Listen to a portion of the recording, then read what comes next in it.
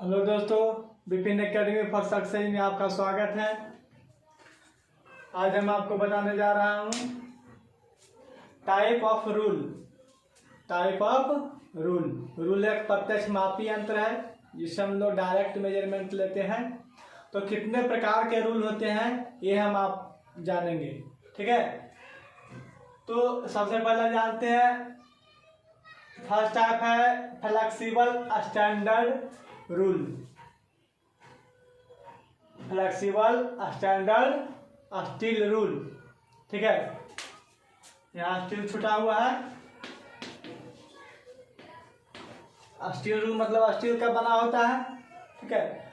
तो ये इस तरह से होता है, ठीक है। इधर होल होता है, या जो होता है हमें 30 सेंटीमीटर या 12 इंच दोनों ग्रेजुएशन होता है। दोनों लंबाई में हमको मिलता है, या 30 सेंटीमीटर की लंबाई में पाया जाता है। और छोटा स्टील रहेगा तो 15 सेंटीमीटर के लंबाई में भी हमको मिलेगा। इसका जो लिस्ट काउंट जो होता है, मापने का जो होता है, सबसे कम mm में 0.5 mm और इंच में जो है 1/64 इंच कम से कम माप सकते हैं स्टील रूल से। या फ्लेक्सिबल होता है, टूटेगा नहीं, लचीलापन होता है, ठीक है, फ्लेक्सिबल होता है। दूसरा है हुक रूल। हुक रूल भी स्टील रूल की तरह ही होता है, बस उसमें फर्क इतना ही होता है कि इसके इंड पॉइंट पर एक हुक लगा दिया जाता है। इंड पॉइंट पर क्या रहता है? एक हुक। हुक इसलिए रहता है ताकि कहीं से स्लॉट वगैरह रहेगा ना, तो उसको फंसा के नापने के काम में आएगा। जैसे मान लीजिए यहाँ किसी चीज को मापना है, ठीक है, ऐसा रड मान लीजिए है ना। अब इसको मेजर लेना है, तो ये हुक क्या किया, इसे फंसा के इसको क्या करता है, मेजर ले लिया जाता है। वो कैसे फंसा के क्या किया, मेजर ले लिया, ठीक है। तो सटीक मेजरमेंट आता है हुक रूल से। उसका भी ये है list count 0.5 mm 1/64 inch, same है, सिर्फ इसमें हुक लगा हुआ है। तीसरा नैरो रूल। नैरो रूल जो होता है यह भी स्टील रूल की तरह ही होता है, ठीक है। लेकिन इसमें फर्क इतना होता है कि यह बहुत कम पतला में मिलता है। बहुत उसकी मोटाई जो होता है बहुत कम होता है, यानी 5 mm की मोटाई में मिलता है। बहुत पतला सा रूल रहेगा एकदम, ठीक है। तो इसका प्रयोग हम लोग कहाँ करते हैं? स्लॉट वगैरह में करते हैं। जहाँ स्टील रूल का प्रयोग नहीं होता है, उतना चौड़ा नहीं होता है, तो पतला पतला जो स्लॉट कटा होता है उसमें तो स्टील रूल जाएगा नहीं। तो वहाँ पतला स्लॉट को नापने के लिए हम लोग नैरो रूल का प्रयोग करते हैं। नैरो रूल को शायद 5 mm उसका मोटाई होता है। 5 mm समझ रहे हैं आप कितना कम मोटाई होता है, ठीक है। तो वहाँ हम किसका प्रयोग करते हैं? नैरो रूल का प्रयोग करते हैं। फिर जानते हैं की seat rule. Key seat rule क्या होता है? तो देखिए,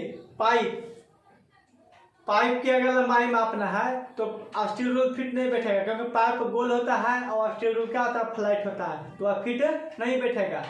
तो वैसा ही एक की सीट रूल बनाया गया, देख रहे हैं ना, इसका 2 भाग है न, भी शेप में उसका 2 भाग है। इस तरह से भाग इसका है, इसे ये है और एक ऐसे है। तो भी शेप में रहता है, यानी कि पाइप पर क्या हो जाएगा, गोल फिट हो जाएगा। अगर भी शेप में रहेगा तो पाइप पर फिट हो जाएगा ना। तो की सीट वैसा ही होता है, भी शेप में होता है। उसको क्या करते हैं, पाइप पर फिट करके ऊपर से उसमें की लगा, उसको क्या करते हैं, उसको टाइट करते हैं, उसके बाद रीडिंग लेते हैं, आसानी से रीडिंग मिल जाता है हमको। की सीट रूल। फिर है शॉर्ट रूल। शॉर्ट रूल क्या होता है? तो शॉर्ट रूल एक सेट में आता है। 5 mm से लेके 25 mm की चौड़ाई तक एक सेट होता है, ठीक है। वह सेट मतलब 25 पीस का सेट होता है। 5 mm का होगा, 10 mm का होगा, 15 mm का होगा, 20 mm का होगा, 25 का होगा, 16 का होगा, 18 का, सब एक टुकड़ा टुकड़ा में रहता है ये सेट, ठीक है। या कहीं स्लॉट है ना, इस तरह से देखिए, इसमें एक हैंडल रहता है, ये हैंडल इसमें फिट कर देते हैं। और कहीं स्लॉट है, अंदर गहराई खाचा अगर नापना है किसी के अंदर भाग की, तो हम लोग किसका प्रयोग करते हैं? शॉर्ट रूल का प्रयोग करते हैं। फिर है श्रिंक रूल, जो आपको सबसे ज्यादा क्वेश्चन श्रिंक रूल से पूछा जाता है, ठीक है। श्रिंक रूल, तो श्रिंक रूल में क्या पूछा जाता है?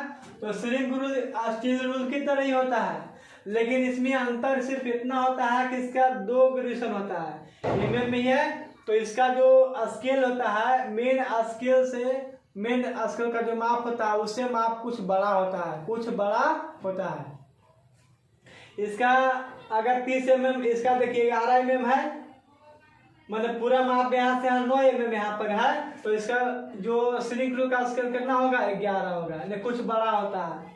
ठीक है, तो कितना बड़ा होता है, कहाँ बड़ा होता है, तो यह मोल्डरिंग करते हैं, ढालवा जब कोई वस्तु को ढाला जाता है, जैसे लोहा को पिघला दिया, कोई शेप बनाया गया ढाल के, ठीक है, तो लोहा जमने के बाद क्या होता है, आकार में छोटा हो जाता है।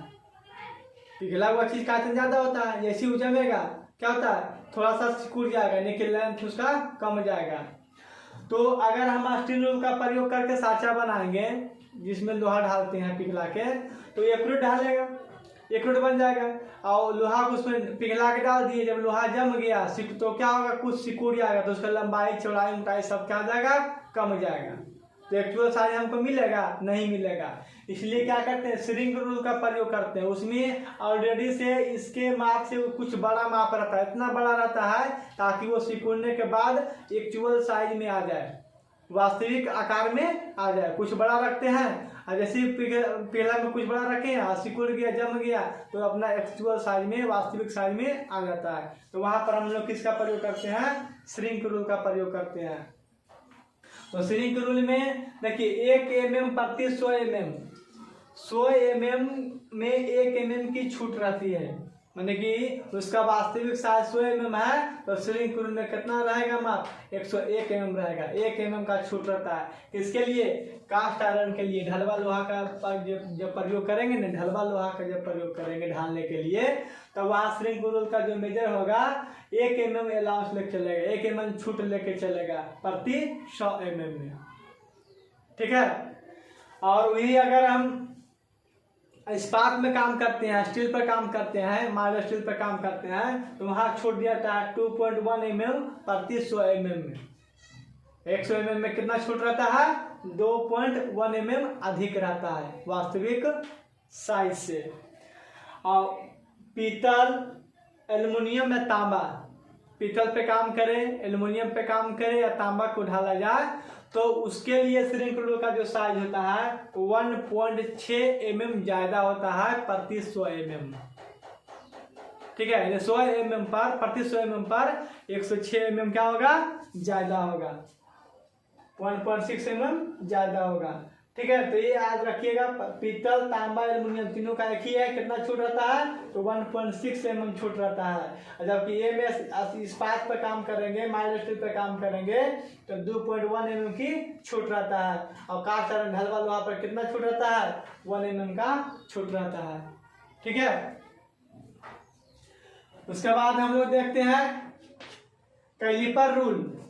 कैलिपर रूल में हम लोग जानते हैं वर्नियर कैलिपर, देखे होंगे, नहीं देखे होंगे, हम आपको दिखाएंगे वर्नियर कैलिपर। तो कैलिपर रूल एक प्रिसीजन इंस्ट्रूमेंट में आ जाता है, मतलब सूक्ष्म मापी यंत्र में आता है। इसका लिस्ट पॉइंट जो होता है बहुत कम होता है, 0.02 mm भी होता है, और इससे भी कम होता है, 0.001 mm का भी आता है। ठीक है, लेकिन जनरली हम लोग ये अभी जानते हैं, इसका लिस्ट पॉइंट क्या आता है, 0.02 mm कैलिपर का, कैलिपर रूल। ठीक है, अब उसका फिगर थोड़ा समझ लेते हैं, कैलिपर रूल कैसा होता है।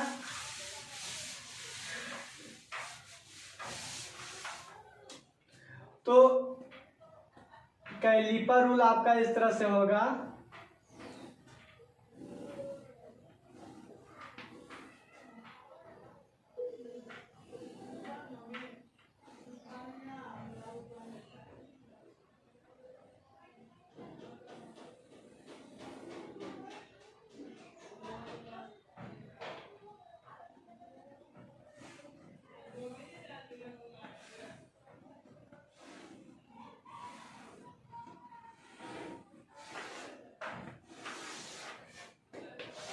इस तरह से होता है कैलिपर रूल।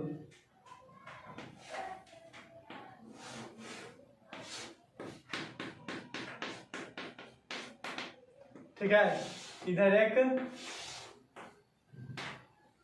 स्लॉट रहता है कैलिपर। इसमें कैलिपर रूल में तीनों चीज माप सकते हैं। इसमें होल का साइज माप सकते हैं, ठीक है।